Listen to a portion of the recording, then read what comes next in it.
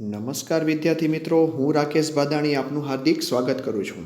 તમે નિહાળી રહ્યા છો ડીસી મશીન એન્ડ ટ્રાન્સફોર્મર, જેની અંદર ચેપ્ટર નંબર 2 ડીસી જનરેટરમાં આપણે કેરેક્ટરિસ્ટિક્સ ભણી રહ્યા છીએ. મિત્રો, અત્યાર સુધી આપણે કેરેક્ટરિસ્ટિક્સમાં બે પ્રકારની કેરેક્ટરિસ્ટિક્સ જોઈ લીધી છે.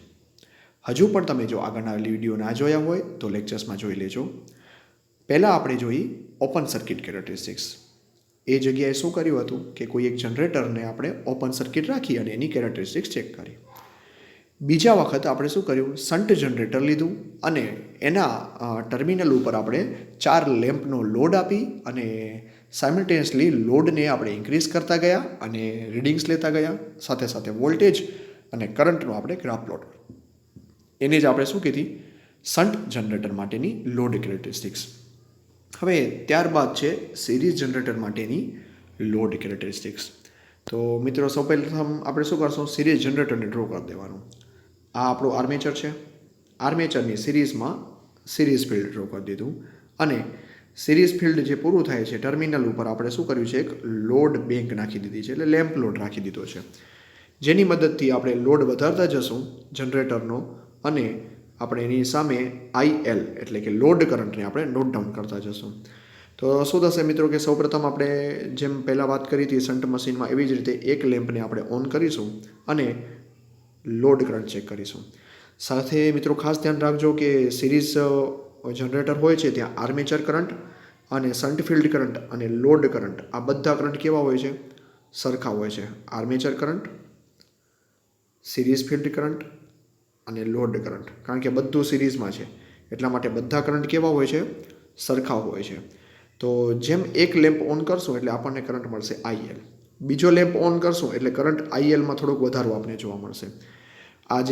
આ કરંટ વધારે આવશે એના કારણે શું થશે કે સિરીઝ ફિલ્ડની અંદર કરંટ પણ વધશે. સિરીઝ ફિલ્ડની અંદર કરંટ વધશે તો એમાંથી જનરેટ થતું જે ફ્લક્સ છે એમાં પણ વધારો જોવા મળશે. તો ફ્લક્સમાં વધારો થશે તો જનરેટેડ EMF છે આપણું, જનરેટેડ EMFમાં પણ વધારો થાય છે મિત્રો. તો ખાસ ધ્યાન રાખજો, કારણ કે આ બંનેમાં થોડો ઘણો આ જ ફરક છે સિરીઝ અને શન્ટમાં. શન્ટમાં આપણે જોયું હતું તેવી રીતે શું હતું કે જેમ જેમ લોડ કરંટ વધતો જતો હતો તેમ વોલ્ટેજ આપણને ઓછો મળતો હતો. એનું કારણ શું હતું મિત્રો કે જ્યારે પણ જે EMF જનરેટ થાય છે તે કોના ઉપર આધારિત છે, શન્ટ ફિલ્ડમાંથી ઉત્પન્ન થતા ફ્લક્સના આધારિત. તો જો લોડ કરંટ વધી જાય તો ફિલ્ડ કરંટ કેવો થઈ જાય, ઘટી જાય છે. આ ઘટી જવાના કારણે ફ્લક્સ પણ કેવું થાય છે, ઘટી જાય છે અને જનરેટ થતું EMF જે છે તે પણ ઘટી જાય છે. ને આનાથી જ ઊંધું સિરીઝની અંદર એવું જોવા મળે છે કે શન્ટ ફિલ્ડની સિરીઝ ફિલ્ડ છે તો એ સિરીઝ ફિલ્ડમાંથી કરંટ પસાર થતો કરંટ વધી જાય એટલે ફ્લક્સ કેવું થાય છે, એમાંથી ઉત્પન્ન થતું વધી જશે. ફ્લક્સ વધી જશે તો એમાંથી ઉત્પન્ન થતું EMF છે, આર્મેચરમાંથી ઉત્પન્ન થતું EMF એ પણ વધી જશે. તો આમ આપણને ટર્મિનલ ઉપર વધારે વોલ્ટેજ મળે છે. તો જેમ જેમ લોડ વધતો જાય તેમ તેમ વોલ્ટેજમાં પણ આપણને વધારો જોવા મળશે. તો સૌપ્રથમ આપણે જોઈએ તો એક્સટર્નલ કેરેક્ટરિસ્ટિક્સ તમે જોઈ શકો છો, આવી રીતે આપણને વધારો જોવા મળે છે. અને આ જે તમને બે વચ્ચેનો ગેપ બતાવે છે એ IARA ડ્રોપ છે. જો IARA ડ્રોપને જો કન્સિડર કરશો તો આપણને ગ્રાફ જે છે તે આ ઇન્ટરનલ કેરેક્ટરિસ્ટિક્સ કન્સિડર કર્યા વગરનો અને આ કન્સિડર કર્યા સાથેનો. તો આમ આપણને વોલ્ટેજ વર્સિસ લોડ કરંટની કેરેક્ટરિસ્ટિક્સ મળે છે. તો મિત્રો પ્રેક્ટિકલ જો કરતા હોય તો પણ આપણને એ જ ખાસ ધ્યાન રાખવાનું છે કે આ ટર્મિનલને વારાફરતી ક્લોઝ કરવાના છે અને એની સામે ILને નોટ ડાઉન કરવાનો છે. એટલે આપણે આવું કરતા જશું તો જેમ જેમ લોડ કરંટ વધતો જશે તેમ તેમ એની સિરીઝ ફિલ્ડમાં પસાર થતો કરંટ છે ને એ પણ વધી જશે. અને સિરીઝ ફિલ્ડમાંથી પસાર થતો કરંટ વધે તો આમાંથી ઉત્પન્ન થતું ફ્લક્સ પણ વધી જશે અને ફ્લક્સના વધવાના કારણે ઉત્પન્ન થતું EMF એ પણ વધી જાય છે. બરાબર છે? એટલા માટે કેરેક્ટરિસ્ટિક્સ જે છે તે આપણે આવી રીતે વધતી કેરેક્ટરિસ્ટિક્સ જોવા મળે છે. તો બંનેમાં ખાસ ધ્યાન રાખજો મિત્રો. એના પછી જે છે તે છે કમ્યુલેટિવ કમ્પાઉન્ડ જનરેટરની લોડ કેરેક્ટરિસ્ટિક્સ. આપણે અલગ અલગ જનરેટર્સ ભણી રહ્યા છીએ મિત્રો. ઓલરેડી ટાઈપ્સ ઓફ જનરેટર્સ આપણે ભણી ગયા છીએ, એટલે હું આશા રાખું છું કે તમને ફિગર્સમાં કોઈ ડાઉટ નહીં હોય, કારણ કે વધારે એક્સપ્લેન નથી કરતો અત્યારે અને આપણે કેરેક્ટરિસ્ટિક્સ ઉપર જ ધ્યાન આપવાનું છે. તો ફિગર્સમાં તમે જોઈ શકો છો તેવી રીતે અત્યારે એક શોર્ટ શન્ટ જનરેટર અહીંયા રાખેલું છે, શોર્ટ શન્ટ કમ્પાઉન્ડ જનરેટર, જ્યાં આ શન્ટ ફિલ્ડ વાઇન્ડિંગ છે અને આ સિરીઝ ફિલ્ડ વાઇન્ડિંગ છે. અને શોર્ટમાંથી જ એને શન્ટ કરી દીધું છે એટલા માટે એને શોર્ટ શન્ટ કમ્પાઉન્ડ કહેશું.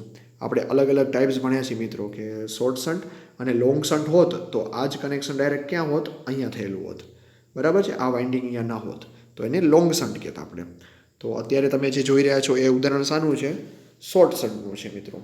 તો હવે શું થશે મિત્રો કે પ્રેક્ટિકલ તો આપણને એવી રીતે જ કરવાનું છે કે ટર્મિનલ ઉપર 4 લેમ્પ લઈ લીધા છે, ચારેય લેમ્પની સ્વિચને વારાફરતી ક્લોઝ કરતું જવાનું છે.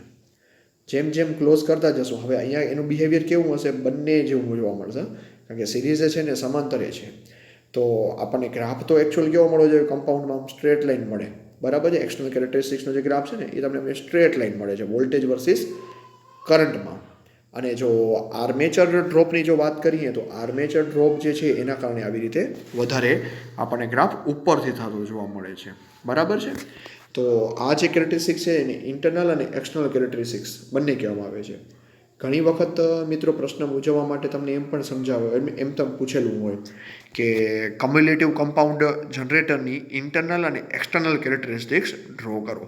પણ એ પણ મિત્રો આ જ છે, વોલ્ટેજ વર્સિસ લોડ કરંટની જે કેરેક્ટરિસ્ટિક્સ છે તેને જ બરાબર ઇન્ટરનલ અને એક્સટર્નલ કેરેક્ટરિસ્ટિક્સ કહેવામાં આવે છે. એટલે કાંઈ જ તમારે ટેન્શન લેવા જેવું નથી મિત્રો. કોઈ પણ પ્રકારની કેરેક્ટરિસ્ટિક્સ પૂછાય એટલે ફક્ત પહેલી ફિગર ડ્રો કરી અને ટર્મિનલ ઉપર લોડ આપી દેવાનો છે. અને સમજૂતી માટે તમારે પેલું ફિગરને સમજાવી દેવાની. આ આર્મેચર વાઇન્ડિંગ છે, પ્લસ એ અને માઇનસ એ જે છે બ્રશ, આર્મેચરના બંને બ્રશ છે, બંને પોઝિટિવ અને નેગેટિવ છેડા છે. એમાંથી આર્મેચર કરંટ નીકળી રહ્યો છે જે IA છે. આ જંક્શન પોઈન્ટ ઉપરથી ડિવાઈડ થતા બે કરંટ એટલે કે એક ISH અને બીજો છે IL છે. બરાબર છે, જ્યાં સિરીઝ ફિલ્ડનો કરંટ અને લોડ કરંટ આ બંને કેવા હશે, સમાન હશે. અને બાકીનો છે એ શન્ટ ફિલ્ડ કરંટ છે. તો હવે જ્યારે આપણે લોડ આપીએ છીએ ત્યારે શું થાય છે, લોડ કરંટમાં વધારો થાય છે. બરાબર છે, આ લોડ કરંટમાં વધારો અને આની અંદર થોડોક ઘટાડો આમ બંને જોવા મળે છે. તો આ બંનેના પરિણામ રૂપ આપણને એક્સટર્નલ અને ઇન્ટરનલ કેરેક્ટરિસ્ટિક્સ આવી રીતે જોવા મળે છે. તો આ જે થઈ એ શું છે, ક્યુમ્યુલેટિવ કમ્પાઉન્ડ જનરેટરની કેરેક્ટરિસ્ટિક્સ છે મિત્રો. આપણે બે કમ્પાઉન્ડ જનરેટર જોયેલા છે, ક્યુમ્યુલેટિવ અને ડિફરન્શિયલ. હવે બીજી કેરેક્ટરિસ્ટિક્સ આપણે જોઈએ. ચલો હવે છે ને આ જે ગ્રાફ જે આપેલો છે એની અંદર આનામાં શું વિશેષતા છે મિત્રો, આમાં 3 અલગ અલગ સ્ટેપ આપેલા છે. આ પહેલો જે સ્ટેપ છે એને ઓવર કમ્પાઉન્ડ એટલે કે કમ્પાઉન્ડ જે હોય છે એનાથી રેન્જની ઉપર છે એટલા માટે એને ઓવર કમ્પાઉન્ડ કહેવામાં આવે છે. પછી આ બીજો જે ગ્રાફ છે ને એને લેવલ કમ્પાઉન્ડ એટલે કે હકીકતમાં ગ્રાફ છે ને આવું હોય એટલે એના લેવલમાં જ આવે છે ને એટલા માટે એને લેવલ કમ્પાઉન્ડ કહેવાય. આ 1 ઉપર આવે છે એટલે એને શું કહેશું આપણે, ઓવર કમ્પાઉન્ડ. અને આ નીચે આવે છે એનો મતલબ અંડર કમ્પાઉન્ડ છે. એટલે સિમ્પલ મિત્રો સમજવાનું છે કે ધારો કે આપણે ગ્રાફ કેવો હોય વોલ્ટેજ વર્સિસ કરંટનો DC માટે, આવી રીતે સ્ટ્રેટ લાઇન હોય. જો ઉપર જતો દેખાય તો ઓવર, આની લાઇનમાં દેખાય તો લેવલ, અને નીચે આવે તો અંડર કમ્પાઉન્ડ. આમ 3 કમ્પાઉન્ડ આપણે કરી શકીએ છીએ. કે કમ્પાઉન્ડનો મતલબ શું છે કે સિરીઝ અને શન્ટ આ બંનેના જે એમ્પિયર ટર્ન્સ જે આપણે શન્ટ ફિલ્ડ એમ્પિયર ટર્ન્સની સરખામણી કરીએ એની અંદર જે વાપરેલા હોય, એટલે એમ્પિયર ટર્ન્સનો મતલબ શું છે કે આંટાઓ જે વીટેલા છે બરાબર, આપણે એના ઉપર ખાસ કે જેટલા ગૂંચડામાં આંટાઓ વીટેલા હશે એના ઉપર એ આધારિત છે. તો એની સાથે વોલ્ટેજમાં શું થાય છે, વધારો થાય. ધારો કે લોડના વધારા સાથે વોલ્ટેજમાં વધારો થશે કારણ કે સિરીઝ ફિલ્ડમાં જો ટર્ન્સ વધારે હોય તો બરાબર. જો સિરીઝ ફિલ્ડમાં ટર્ન્સ ઓછા હોય તો શું થશે, વોલ્ટેજમાં ઘટાડો થશે. આપણે આ જે સિરીઝ ફિલ્ડ જોયું ને, આ સિરીઝ ફિલ્ડમાં જો ટર્ન્સ ઓછા હોય તો જે ફ્લક્સ જનરેટ થશે એ ઓછું થશે અને એના કારણે શું થશે કે EMF ઓછું ઇન્ડ્યુસ થશે. જો આંટાઓ વધુ હશે તો ત્યાં શું થશે કે EMF પણ વધી જશે અને એના કારણે ઉત્પન્ન થતું EMF પણ આપણું વધી જાય છે. આમ અલગ અલગ પ્રકારની કેરેક્ટરિસ્ટિક્સ આપણે કમ્પાઉન્ડિંગ કરીને મેળવી શકીએ છીએ મિત્રો. એના પછી જે છે તે છે ડિફરન્શિયલ કમ્પાઉન્ડ. આપણે અત્યારે જોઈએ છીએ તો ક્યુમ્યુલેટિવ કમ્પાઉન્ડ હતું, હવે ડિફરન્શિયલ કમ્પાઉન્ડ છે. તો ડિફરન્શિયલ કમ્પાઉન્ડમાં કેવું છે કે બંનેનું આપણે સબટ્રેક્શન જોવા મળે છે કે શન્ટ ફિલ્ડ અને સિરીઝ ફિલ્ડ આ બંને કેવા હોય છે, એકબીજાની ઓપોઝિટ દિશામાં હોય છે. ફિગર તમારી એ જ છે, ફક્ત શું છે કે જ્યારે આપણે સિરીઝ ફિલ્ડ ડ્રો કરતા હતા ત્યારે સિરીઝ ફિલ્ડને આવી રીતે પાછળથી આવી અને આમ ડ્રો કરતા હતા.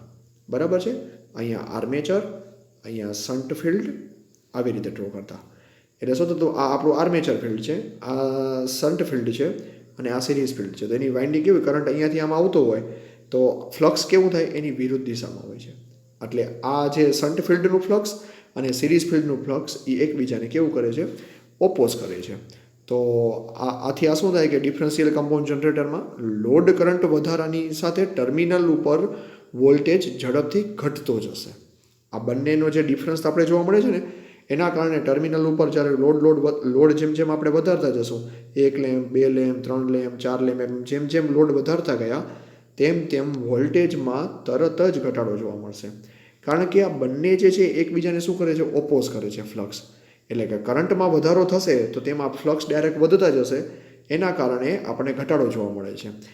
તમે જાણો છો કે જે સિરીઝ ફિલ્ડ છે એ લોડ કરંટ સાથે ડાયરેક્ટલી પ્રપોર્શનલ છે. જેમ લોડ કરંટ વધ્યો એમ ડિરેક્ટલી સિરીઝ ફિલ્ડનો કરંટ વધી જશે. સિરીઝ ફિલ્ડનો કરંટ વધી ગયો તો જે ફ્લક્સ ઉત્પન્ન થાય છે તે વધી જશે. અને આ આપણે જે ઇક્વેશન છે એના ઉપર તમે જોશો તો સિરીઝ ફિલ્ડનું જો ફ્લક્સ વધી જાય તો મેઇન ફ્લક્સ કેવું થાય, ઘટી જાય, કારણ કે એ બાદબાકીમાં છે. દેખાય છે ને મિત્રો? આ જે ઇક્વેશનમાં શું છે કે જો સિરીઝ ફિલ્ડમાં વધારો થશે તો શું થશે, આ ઇક્વેશન ઉપરથી આપણે એમ કહી શકીએ કે ફ્લક્સ ફાઈ છે એ ઘટી જશે. તો આ ફ્લક્સ ફાઈ ઘટી જશે તો ઉત્પન્ન થતું EMF તરત જ ઘટી જશે. તો આ ઇક્વેશનને ઉપરથી આપણે એમ કહી શકીએ છીએ કે ડિફરન્શિયલ કમ્પાઉન્ડ જનરેટરમાં જેમ જેમ લોડ કરંટમાં વધારો થાય છે, જેમ જેમ લોડમાં વધારો થાય છે, તેમ ટર્મિનલ ઉપર મળતા વોલ્ટેજમાં વધારેમાં વધારે ઘટાડો થતો જાય છે. બરાબર છે મિત્રો? તો આમ આપણે અત્યાર સુધી છે ને ટોટલ 4 પ્રકારની કેરેક્ટરિસ્ટિક્સ જોઈ લીધી છે. 4 કેરેક્ટરિસ્ટિક્સને જો એક જ ફિગરમાં આપણે બતાવીએ તો તમે અહીંયા કને ફિગર જોઈ શકો છો તેવી રીતે વોલ્ટેજ વર્સિસ આપણે ફિલ્ડ કરંટની લોડ કરંટની કેરેક્ટરિસ્ટિક્સ. તો આ જે દેખાય છે શું છે, સિરીઝની છે, આપણે પહેલાં જોયું એવી રીતે જ. અહીંયા જે દેખાય છે તે શન્ટની છે, આ દેખાય છે તે કમ્પાઉન્ડની છે, અને આ દેખાય છે તે ડિફરન્શિયલની છે. ઓકે, હકીકતમાં ગ્રાફ જે છે તમારો કેવો હોય, આવી રીતનો હોય છે. કમ્પાઉન્ડમાં ઓલમોસ્ટ ગ્રાફ એની લેવલ ઉપર જ દેખાશે, શન્ટની અંદર થોડોક ઓછો દેખાશે, સિરીઝમાં નીચેથી વધતો જતો હોય તેવો દેખાશે, અને ડિફરન્શિયલમાં એનાથી વિપરીત ડાઉનગ્રેડ આવતો દેખાશે. તો આમ 4 પ્રકારના જનરેટરની આપણે લોડ કેરેક્ટરિસ્ટિક્સ જોઈ લીધી, શન્ટ, સિરીઝ, કમ્પાઉન્ડ. અને કમ્પાઉન્ડની અંદર ડિફરન્શિયલ અને ક્યુમ્યુલેટિવ આવા 2 પ્રકારના કમ્પાઉન્ડ જનરેટર આપણે જોયા. આશા રાખું છું કે મિત્રો તમને લેક્ચરમાં ખ્યાલ પડી ગયો હશે. ના ખ્યાલ પડ્યો હોય તો ફરીથી વિડીયો નિહાળજો. અને કેરેક્ટરિસ્ટિક્સ મિત્રો બહુ જ અગત્યનો પ્રશ્ન છે. અત્યાર સુધી સૌથી વધારે વખત પૂછાયેલો પ્રશ્ન આ ચેપ્ટરમાંથી છે. એક તો ટાઈપ ઓફ જનરેટર, એટલે કેટલા પ્રકારના જનરેટર છે, અને અલગ અલગ પ્રકારના જનરેટરની લાક્ષણિકતાઓ, જેમાં લોડ કેરેક્ટરિસ્ટિક્સ એટલે કે લોડની લાક્ષણિકતા અને વિધાઉટ લોડ, આમ બંને પ્રશ્નો બનતા હોય છે. ધન્યવાદ મિત્રો.